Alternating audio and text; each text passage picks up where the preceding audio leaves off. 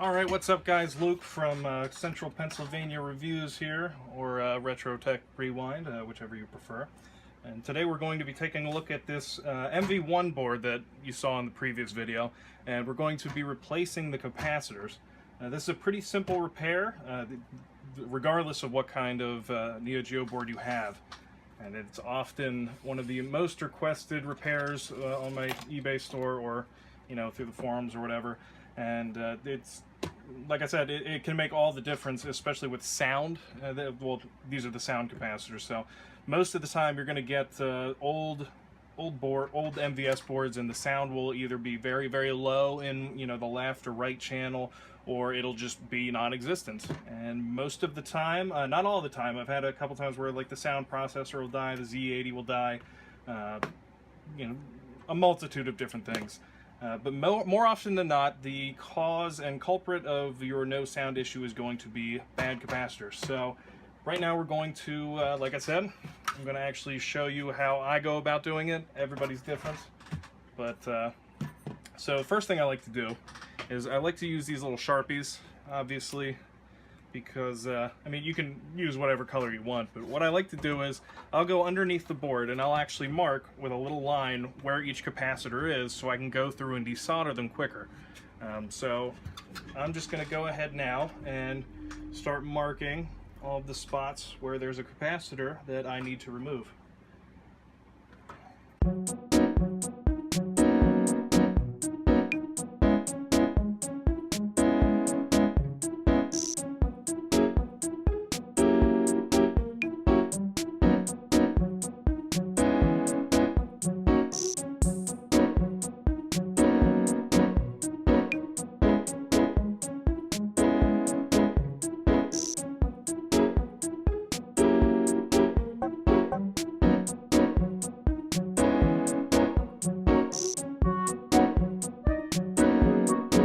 Alright, so looks like we got every single one as far as the audio section is concerned.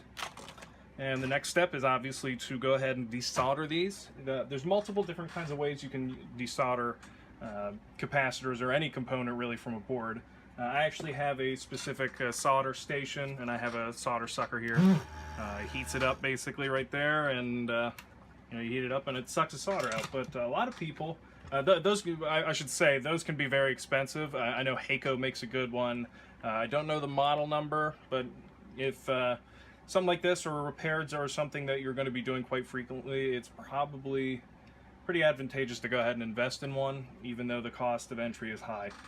The more logical thing or cheaper option is use something called solder braid, or solder wick, or copper braid, or whatever you want to call it. There's a bunch of different names for it, but basically it's this long, it comes in multiple kinds of like thicknesses and sizes, and it's a long copper braided wire that you'll take the tip of your soldering iron and heat it up, and the solder will get absorbed into the actual copper wire here. Back before I had the machines I have now, this was how I did all of my work, and I will tell you this, it will take you a lot longer of a time. You definitely need an iron that is able to get to a lot higher temperatures on some of these capacitors. Some of these AC, or not AC, the 12 volt like bypass 470 microfarad capacitors. They got some serious ground plane going on, so you need a lot of heat to be able to loosen that up and be able to remove them. So I got them all marked down here. And another thing I like to do is go ahead and either, depending on how old the solder, so you might want to make sure that the solder is either covered in some flux. I have this nice little flux pen here that I like to use. Or you could even go through and actually add a little bit of new solder to each one of the solder joints. That's a pretty common practice as well. But I'm just going to go ahead, since this looks like it's in not too bad a shape, I'm just going to go ahead and add a little bit of flux to every one of the capacitors I'm going to remove. And I'm going to see how that works out. If it doesn't work out too well, then I'll just go ahead and add a little bit more fresh solder to each one of them to just go ahead and kind of loosen it up and reflow it.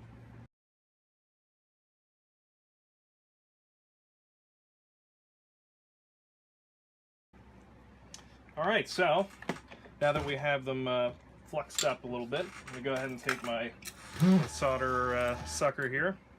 Got this little tool here to kind of clean it out a little bit. Just beforehand, make sure there's no blockages or anything. So we're going to go ahead and we're going to start trying to actually desolder these individually. I have this little bowl here that I'm going to take all the old capacitors and put them in once they're desoldered. So you just heat one up.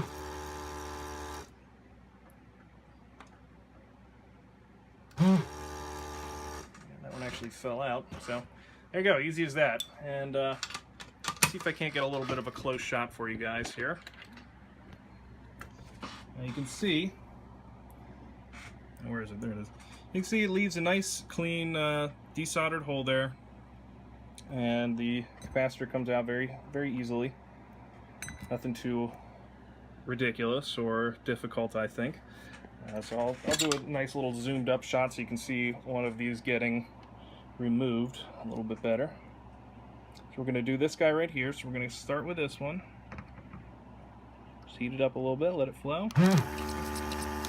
And gently just kind of circle around to get the solder loose and try to suck up as much as you can.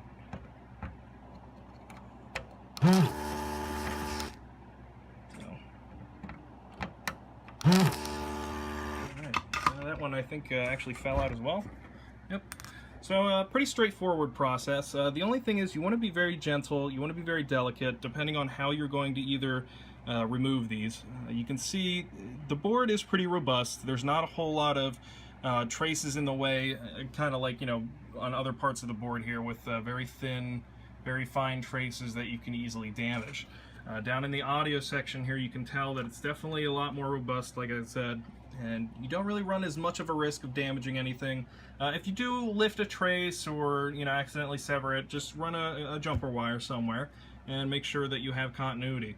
You also want to make sure that since these are electrolytic capacitors, you want to get the polarity correct. If you put the capacitor in backwards, it'll actually pop or just won't work, or you're not going to have a good time, basically. So I'm going to go ahead and I'm going to desolder some more of these, and we'll see how it goes.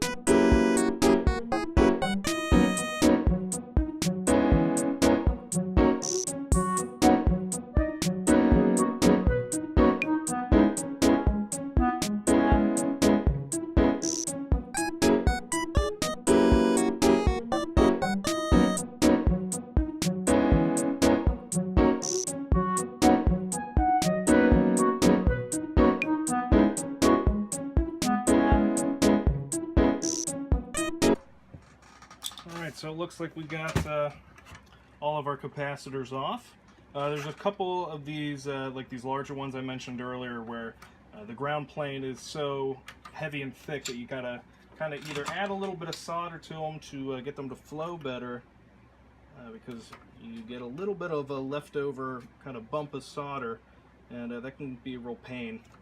So I'm going to go ahead and do that for these guys real quick.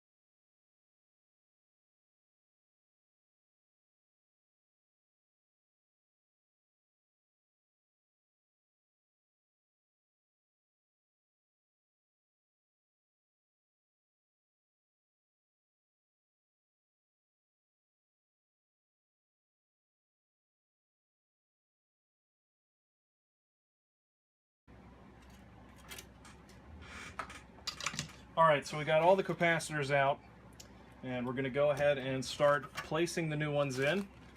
I like to do them in groups, so I'll do, you know, all the 470 microfarads at the same time. I'll do all the 220s, then all the 100s. That way I can keep track of each one of the capacitors that I put in. And another thing I like to do is save the old ones, just in case I get any kind of issue.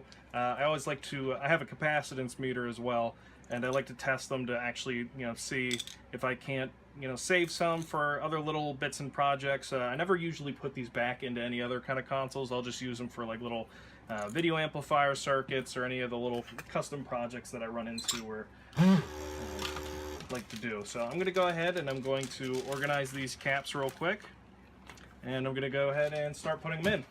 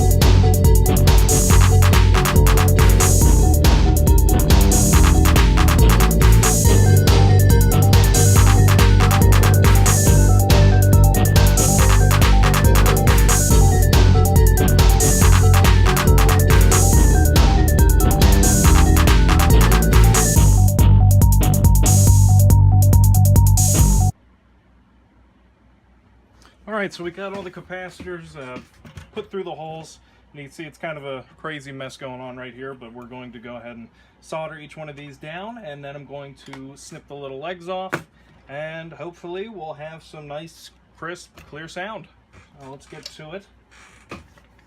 Alright, so we got all of them off of there. And take these guys, and normally I would save these little guys, and I'll actually use them as either little jumper wires or you know, to patch small areas of traces where there might be corrosion or something. But I got so many of them that I'm at the point where I don't need to save them at this point. So we're gonna go ahead and we're gonna plug this guy in, and we're gonna see how the audio sounds. We're gonna make sure it all works. But I'll give you guys a nice little close-up so you can see where everything's at here. Now you can see there's a little bit of flux residue left over. I do use rosin core solder, which does have a little bit of you know, flux in it. So I will clean this up just a little bit. It's not going to hurt anything the way it is. But I always like to, after I snip all the little legs off, I like to go through and just make sure that none of them are shorted out to anything, or otherwise otherwise might compromise the board itself. And you know, you don't want to turn it on and hear a bunch of pops and, you know, clicks and all that kind of stuff. So let's go ahead and plug this guy in and see what we get. Alright, so plug this guy in here. Same old setup as before. First, I'm just going to go into the actual options menu and going to make sure that the speakers actually work before I actually plug a game in. So let's turn this guy on. There's no explosions, no pops, so that's a good sign. Alright, so let's turn up a little bit here. Sounds good.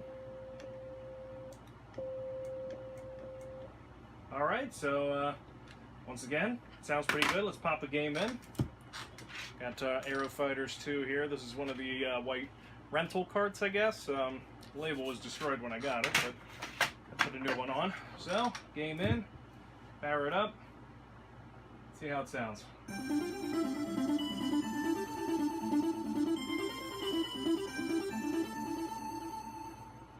Sounds good so far.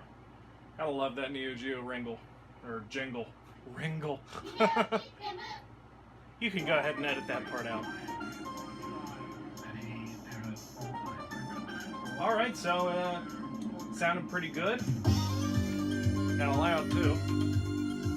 But that's what I like to hear. So let's start it up and play a little bit and make sure all the sound effects sound good.